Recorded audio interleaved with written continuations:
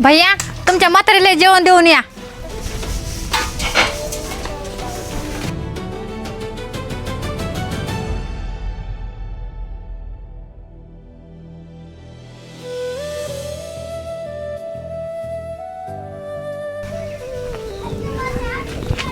आई मी तुला किती वेळेस सांगितलं या झोपडीमध्ये नको राहत जाऊ, तरी पण तू इथंच राहती.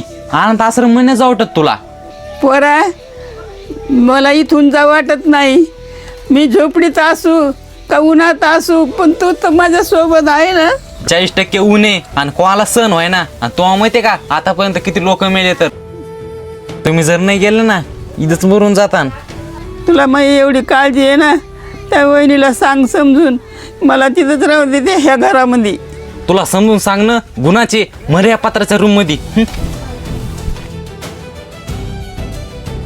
वहिनी इथं एवढी गरमी व्हायला लागली आणि आई तिकडे पत्राच्या रूम मध्ये बसली. मला वाटतं की आईला इथं बोलून घ्यावात, तिला पंख्याच्या हवा खाली झोपाला.